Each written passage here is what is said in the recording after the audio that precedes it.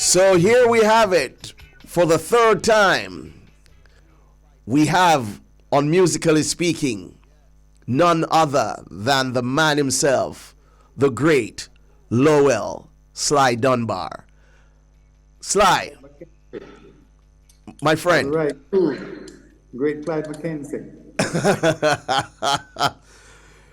My brother, listen. Yep. This MPLA. I mean, this came out of a particular era. This is the Channel One era, when you were churning out a lot of what people would consider to be conscious music. This was a time of revolutionary fervor when the world was caught up in liberation struggles and everything was just in ferment. And we noticed that there were, I'm sorry, a lot of conscious songs coming out of that era. Was that something that was deliberate as a part of the strategy of the Hookin brothers or you? So no, we played the song and Jojo named them. So it was Jojo who was naming the songs. Yeah. So explain to me though, was he somebody who was very politically conscious? Because the songs that were coming out of that studio at the time seemed to, and the artists that seemed to have gravitated towards the studio at the time, they seem to have been people who were giving revolutionary songs or songs of freedom. And I mean, that's a roots rock kind of era in terms of the music. I mean, was this something by design?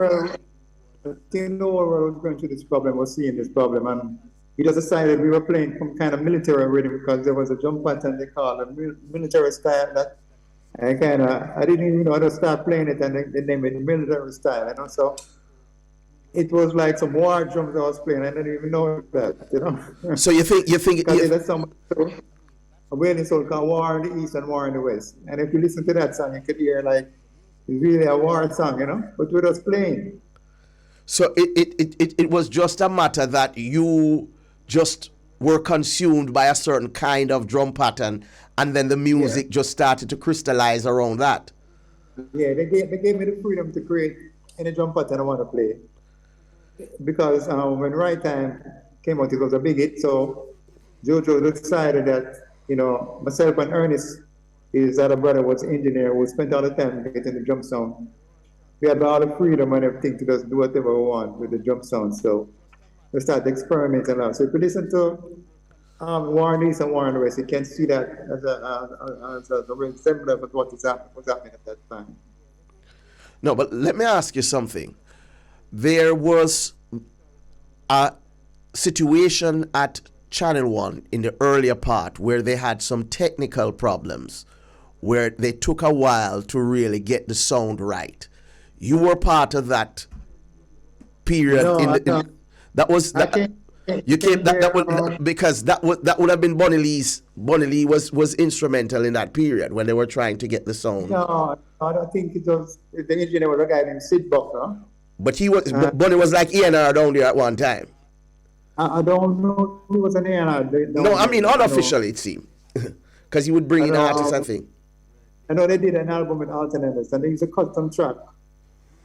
But it sounded good, you know. It was, I don't think they were pleased with the sound, you know. And then I remember sitting, Buckner, the engineer, had left for London, and I went in to cut It's a Shame on Sunday, and this was the first time Ernest, his brother, going on the board.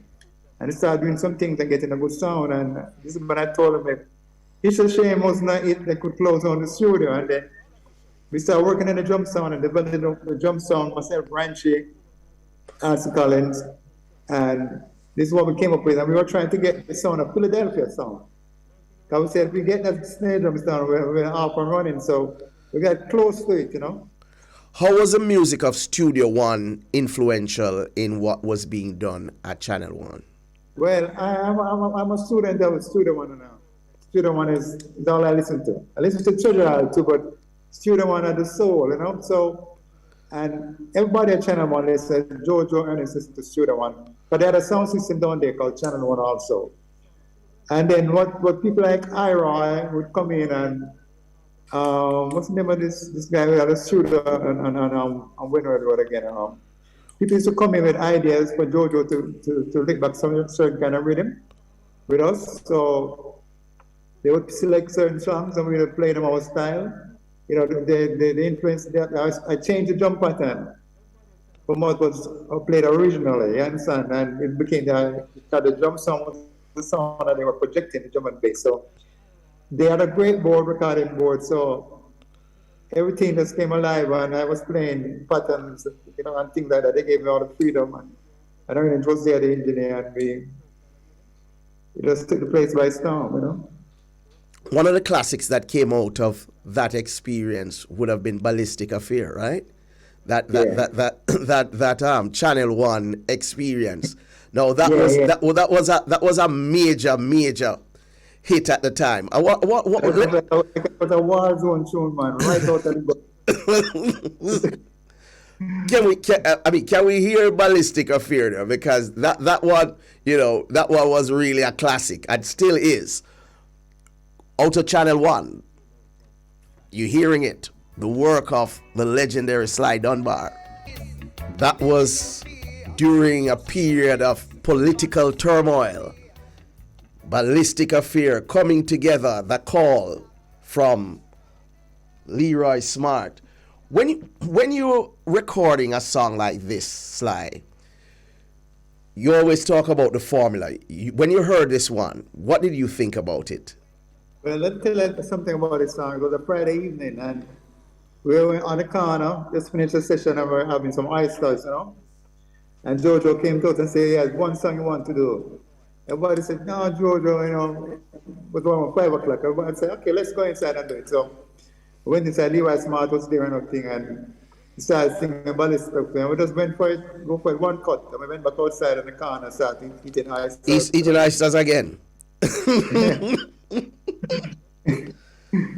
No. A song like that. So you said Jojo was a man who was giving you all the latitude. Now, I want to make a point here because many or a number of these songs, because we talk about Sly and Robbie, but a number of these songs, it wasn't Robbie on bass. It was Frenchy. Right. So tell me who were the people playing on a lot of the bass on a number of these tracks. Okay. A lot of these songs when we started putting track called Devil Whistle, it was Light Parks who was supposed to come in and play it, but Light Parks was in England. So when we cut It's the Same, Rancho played rhythm guitar and he had himself an Eric Freight and then he went and dubbed back the bass. So that song became a hit. So Jojo said, well, you're my bass man now. So Rancho put on his guitar and started playing bass. So we're cutting tracks like Why I'm a Black Butter, Mafia, all these tracks. So Robbie came in now when we were cutting MPLA. I told Robbie to come down and Robbie played piano on MPLA. Interesting. Huh? Yes. So play up a guitar like on Donald version of Have You Ever Been in Love? Robbie's playing guitar on that, and he's playing guitar. I Know Myself, and the version of Truly, the long version. Robbie's playing guitar on those. So he played a couple of songs well on guitar. So who was playing the bass on the MPLA? Ranchi? Ranchi, yeah. Wow. So that's a piece of musical history there because a lot of times, in the public's imagination, Sly and Robbie, they are inseparable. And so, we needed to kind of dissect some of that. But he was there, He was there. Because myself and man played a couple of songs for other producer, but for the Channel One song, because Ranchi playing that hit song, It's a Shame. He was on bass and Robbie was on the guitar when he came in, and then after a while, it switched around. I think this Wedding Soul song called, I don't remember if Judge gave us Life to Live on, and then Robbie started playing this on Channel One stuff. Sly, you and Robbie toured the world. You have seen so many things. Yeah. Both of you were a part of Black Uhuru.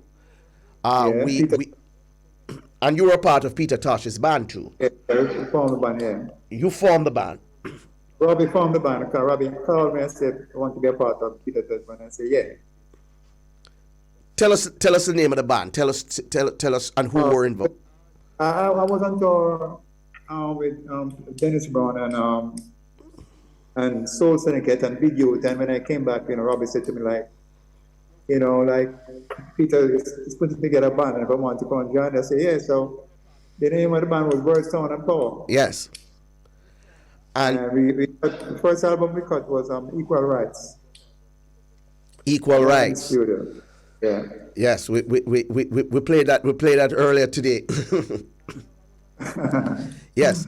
What was that? What was that experience like with Peter Tosh?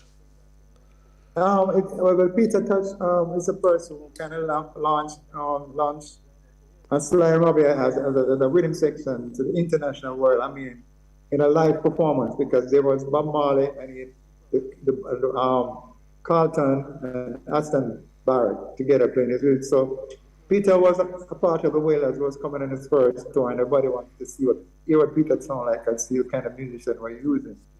So Robbie and myself had to get in there and do our part. So at night time, we would sit up, myself and Robbie, and think of ideas, what we're going to do with Peter to create a song for Peter live. And we just started working on that, and it came out to what we wanted, And people like Steve Golding was a part of? He came in after we left. Okay. We left in 1980. Because we were with Peter from 1975 until 80, and we left. Right. So who were some of the other people who were there with you at the time? The musician were there. When Peter did the first tour in America, I think it was Earl Wireland that came. Yes. Was there. Al Anderson. These are people who, incidentally, they also played with Bob Marley. Yeah. Yes. Al Anderson was there, and I think Peter was playing guitar, Robert bass, and myself, and there was, I think one of the time Toto. Yes. Okay. Now, I want to say all of this to really get to the point of some of the hazards on the road, because there were times when you guys were tested on the road. I think Copeland Forbes in his book referred to a number of incidents in which sometimes you guys got pelted with eggs and tomatoes and all of that. And I think he cited one particular incident in which you really calmly told the band members, it might have been Mighty Diamonds. Mighty Diamonds, yeah. Yes, it might have been a Mighty Diamonds show. And you were all playing, and the people, it might have been in Britain, and they were heaving eggs and tomatoes on the stage, and you stoically said no. I think Robbie said he was going to pull up his bass. No, it wasn't Robbie was playing that time. It was Lloyd Parks. It was Lloyd Parks. Oh, yes, the bassist was saying he's gonna leave the stage. And you said, no, you shouldn't do that. Okay, so let us play, let's give them the music, and it kind of settled them off. And he said, the thing settled after that. Yeah. So tell me some of the challenges you see on the road, and perhaps you would want to alert young musicians who really aspire to really be another Sly Dunbar, if they want. Well, I don't know how realistic that might be for many of them. But tell me some of the things you have spotted on the road. When we're doing Peter Tosh first tour in America, when we went to Boston, we checked into the hotel. They have two white guys who were the tour manager, and they went in and was checking us in. And when the front desk people realized that we were black, they said there's no room for us. So we had to find another hotel, and then there was some problem again somewhere in Boston that we did a concert, and then we left the morning, and I flew to Miami, myself, Robbie, and Carson, and we were kind of arrested in Miami airport because I don't know what happened there, but we were coming home, so we went and we took a flight from Boston to Miami. I got there around 10 something, but our flight for Jamaica was 6 o'clock.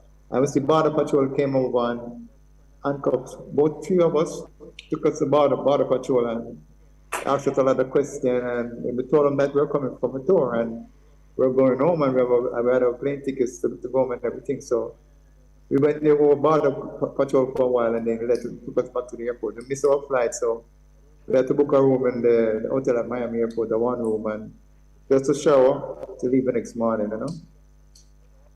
And there were other things on the road that we get caught up into, you know. There is the famous flight over Lockerbie, Sly. Yeah. That incident in which a plane was downed supposedly by Libyan operatives. You want to give us a background because... Well, I tell you that flight, I was in Jamaica, you know, because when I finished the tour, I said I'm going straight home. I didn't stay back in London. I think Copeland, I probably stayed back, but I was in Jamaica. Because Copeland says in his book that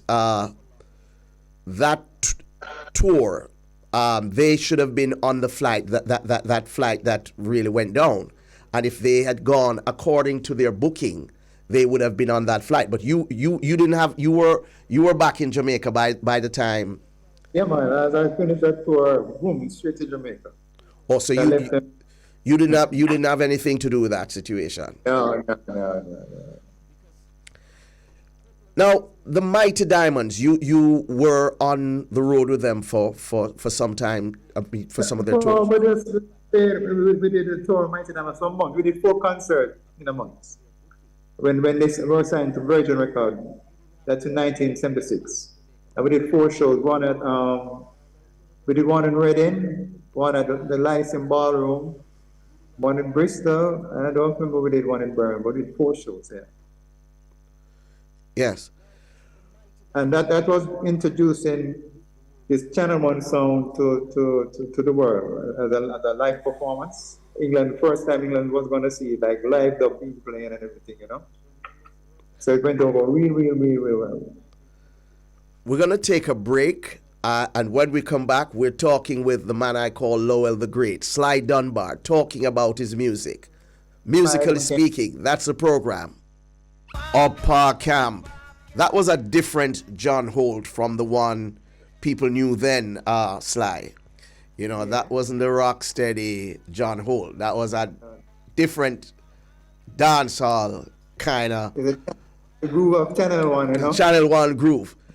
Tell me about that particular project. How did that go? Well, that song, we had cut a version for Joe Gibbs. Because I used to play for the 2 Joes, you know. And it was called No Man's Land with Cornell Campbell. So Joe decided he wanted to recut it back at Channel 1. So went into the studio. Did that cause any problems? No. So we just went and just did it the Channel 1 way, and John will put on his vocal on it, and that was it. Wow. You could come with a Channel 1 song. Yeah, because at the time, John Holt would have been fading a bit, you know, because he was he was not his. No, I mean, these songs, you know. No, he had called Too Good to Be Forgotten, a Child song. But he was still there, but he was making a transition, you know. He was making a transition, yes. Yeah. Right. So, he did it very well. You know? but he made the transition beautifully. Yeah, man. Yeah. Nice. Very well, Now, the Mighty Diamonds, they featured prominently this year in the music, in an unfortunate way, one would say. But you had quite an association with the Mighty Diamonds. Tell us a little bit about how you got affiliated with this group. My association with the Mighty Diamonds came through when the right time came. Right time. That song, When the Right Time Come. Yes. I had made a ring for Ernest, for Channel 1, and went down one Sunday early and said, listen to this, and the dame was singing, and when the right time come. So we did a portion of the songs to them, and the album came out called The Right Time, and then I got signed to Virgin because they figured like the drum style I was playing was all over the world, all over Jamaica. So they think they should sign me. So they signed me. I made 2 albums for them, and then we went to Nassau to cut the Diamonds album called Planet Earth. And that was the next album I played for Virgin Records. And I think they did some stuff for the Penthouse record and Joe Gill, which I played on also. But I've never toured with them after we did that first English tour. I never toured them again. Interestingly, people don't really understand that there were many Jamaican acts that were signed to these major labels and these big independent labels and were doing quite well. So, groups like the Mighty Diamonds that were signed. You, Iroy, Tapazuki, and all these people did well in Africa because Uri was a big seller in Africa. Yeah, so Richard Branson, the Virgin man, he was intimately involved in the careers of many of these artists, particularly the Mighty Diamonds. And yes, and many people don't know this because there was really a great interest in what was happening with our music. And even, Dennis Brown himself was somebody who got a lot of attention internationally. He was signed A&M. A&M, yes. There was that situation in which Herb Alpert was really a big fan of Dennis Brown and really wanted to make sure that he would fulfill his potential. I don't think it went the way it really should have, but that's another story, and it's something that we would take up when we're looking at the Dennis Brown story. But the thing that is important for us to understand, because a lot of people still don't know that there was that phase perhaps in the early 90s when every artist and his dog was signed to an American or a European label. And then yes. So be signed to Virgin. Robbie himself was signed to Island Records. But what do you think caused the demise of the music? What do you think? Because there was all this great interest in the music, and suddenly the powers that be seem to have just decided that, you know what, we're not going to bother with this music anymore, and so the labels dropped the artists. What do you think really? The message was in the music, and there was something about the music that everybody liked, and the bass line, and just the whole attitude of the music. Because the reggae was the next music to break through. At least it had broken through still, But we keep up the bargain, but we lose it along the way. I don't know if we took it for granted and just start sleeping. So I think we probably fell asleep on it, So we fell asleep at the wheels. That's how you would say it. Yeah.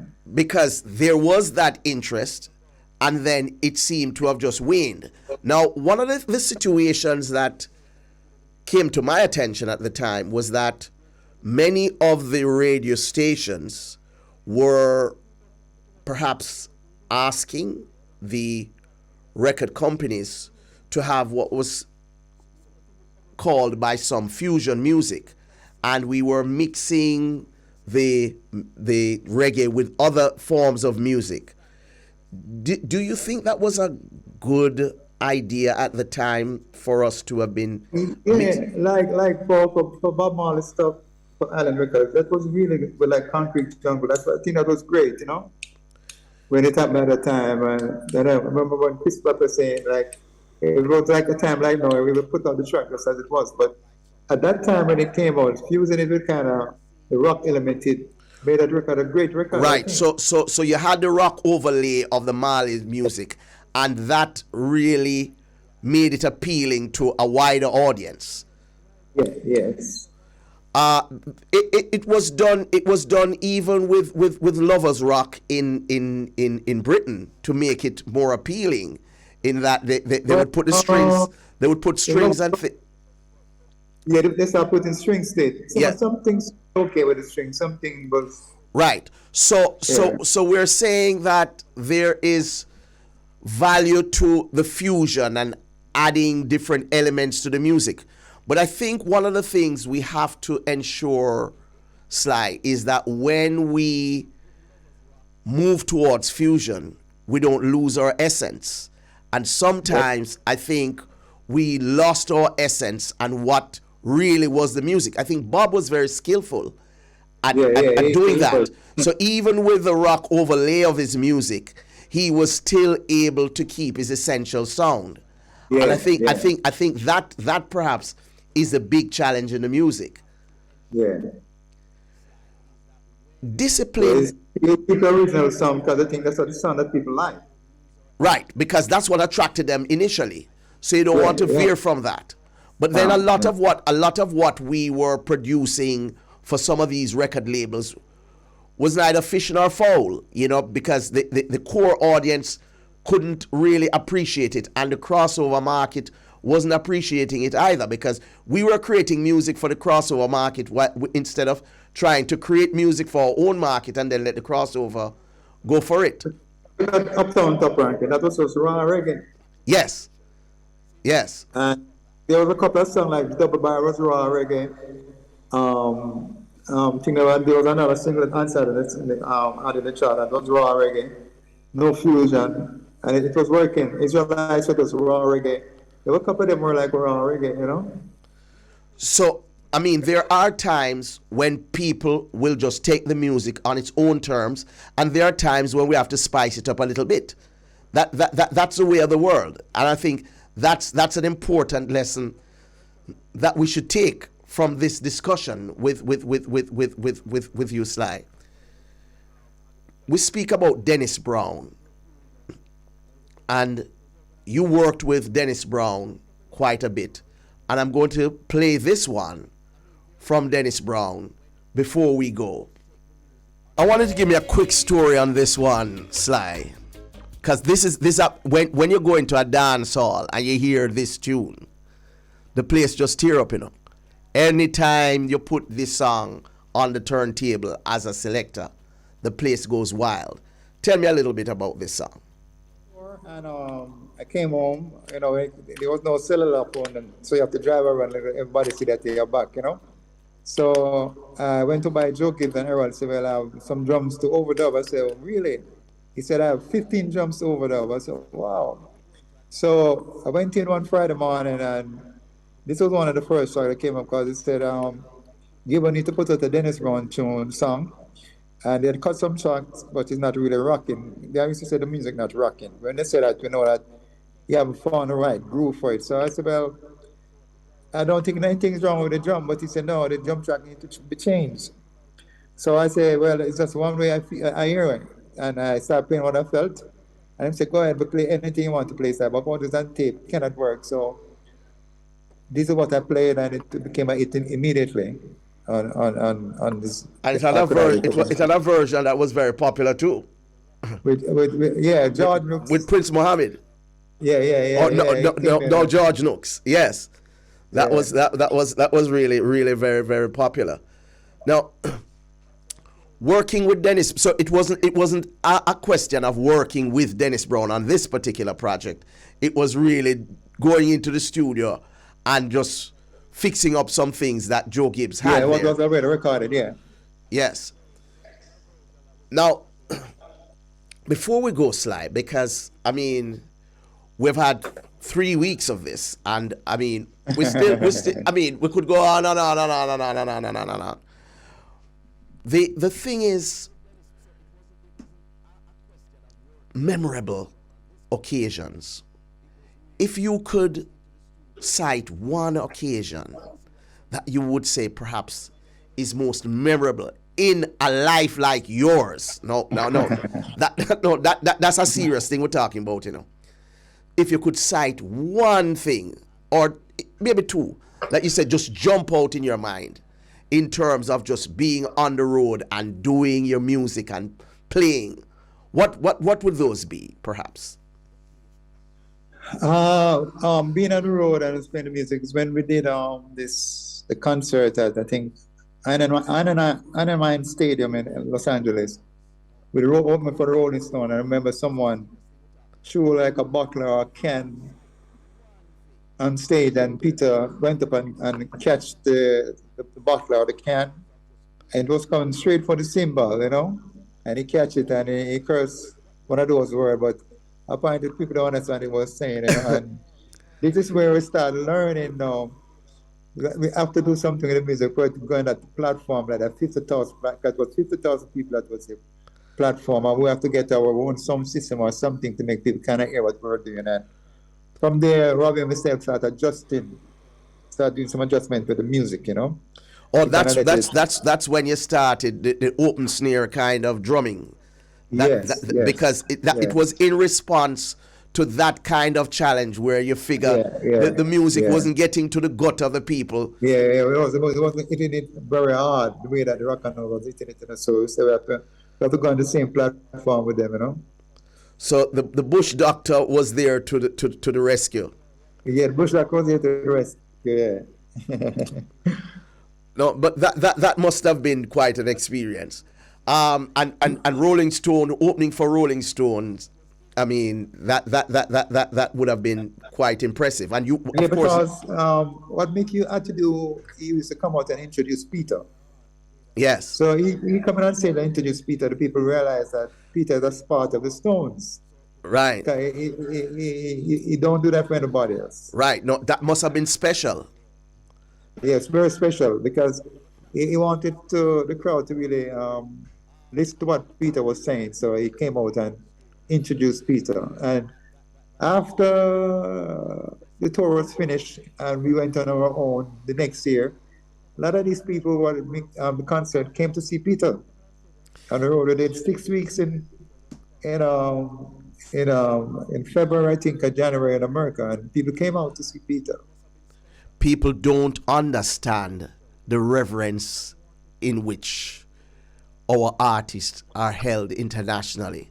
I want to thank the great Lowell Sly Dunbar for being with us over the past 3 weeks. This is a privilege that is special, and I want to give my thanks in an effusive way. Really appreciate it, because this is greatness. Let's not really hesitate about this. This is greatness. Want to thank Kevin Williams. Want to thank Tristan Palmer. Yeah, now this thing I know. Want to thank Danila Doyle. Of course, my 9/10. Want to hail up my brethren, Michael Hansen, just visiting here. My sister Shireen is there. I want to thank you for listening. What a program. Dr. Leakim Samaj and Dr. Deborah Hickling Gordon for shedding some light on the controversial broadcasting commission issue. So, we thank you for being here with us. Musically speaking, we'll be back next week. Thanks again to the great Lowell Sly Dunbar.